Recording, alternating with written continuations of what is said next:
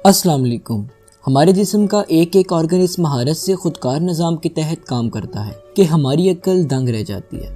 हमारे जिस्म में कई सिस्टम्स एक ही वक्त में काम करते हैं, जिनमें से एक अहम सिस्टम डाइजेस्टिव सिस्टम भी है और आज हम इसी सिस्टम पर बात करेंगे। खाना खाने से लेकर इसके हजम होने तक के तमाम प्रोसेस को डाइजेशन कहते हैं। आइए आज आपको हमारे जिस्म में डाइजेशन और डाइजेस्टिव सिस्टम के बारे में कुछ मालूमात फराहम करते हैं। हमारा डाइजेस्टिव सिस्टम कई ऑर्गन्स और ग्लैंड से मिलकर बना है जो खाना खाने के बाद इसे हजम करने यानी डाइजेस्ट करने में हमारी मदद करते हैं। हम जो भी खाना खाते हैं हमारा जिस्म इसे बारीक ज़र्रात में तब्दील कर देता है ताकि इसे हजम करने में आसानी हो और वेस्ट मटेरियल अखराज भी किया जा सके।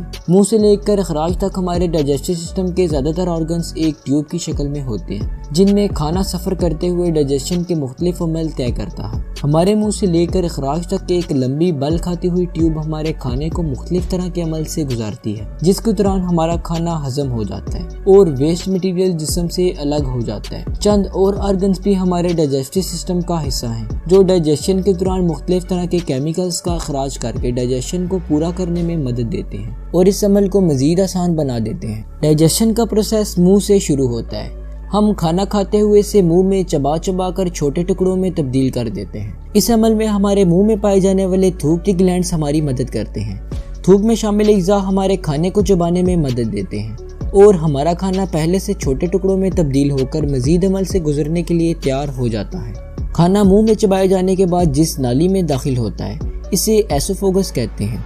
यहाँ यूं समझ लीजिए कि खाने को मुंह से मैदे तक ले जाने वाले रास्ते को एसोफेगस कहते हैं। एसोफेगस एक लंबी ट्यूब होती है जिसकी अंदरूनी दीवार में मौजूद मसल्स की यकसा हरकत खाने को नीचे मैदे तक ले जाने में हेल्पफुल साबित होती है। जैसे ही खाना मैदे में पहुंचता है मैदा मुख्तलिफ किस्म के केमिकल्स खारिज करता है। इसमें सबसे तेज केमिकल को गैस्ट्रिक एसिड कहते हैं। ये केमिकल खुराक को मजीद छोटे ज़र्रात में तब्दील करने में हमारी मदद करते हैं। मैदे में केमिकल प्रोसेस से गुजरने के बाद खाना स्मॉल इंटेस्टाइन यानी छोटी आंत में दाखिल हो जाता है। छोटी आंत के पहले हिस्से को ड्यूडेनम कहते हैं और दूसरे हिस्से को जोजेनम और आखिरी हिस्से को इलियम कहा जाता है। छोटी आंत में निज़ाम हजम यानी डाइजेस्टिव सिस्टम के दूसरे अज़ा से भी मुख्तलिफ एंजाइम्स शामिल हो जाते हैं। ये एंजाइम्स छोटी आंत की अंदरूनी दीवार से निकलकर खुराक में जज़ब हो जाते हैं और खाने को मजीद बारीक ज़र्रात में तब्दील कर देते हैं। छोटी आंत के बाद खाना बड़ी आंत में शामिल हो जाता है। बड़ी आंत में हजम के अमल के दौरान खाने में से पानी और सोडियम की तरह का एक केमिकल जिसे इलेक्ट्रोलाइट कहते हैं अलग हो जाते हैं। बड़ी आंत के पहले हिस्से को सीकम कहते हैं जो कि अपेंडिक्स से जुड़ा होता है। बड़ी आंत में मुख्तलिफ तरह के बैक्टीरिया खुराक को हजम करने में हमारी मदद देते हैं। इसके बाद खाना बड़ी आंत में से एक नाली में से जिगजैग तरीके से गुजरता हुआ नाली की आखिर तक पहुंच जाता है। अमल के आखिरी हिस्से में पूरे अमल के बाद बच जाने वाला वेस्ट मटेरियल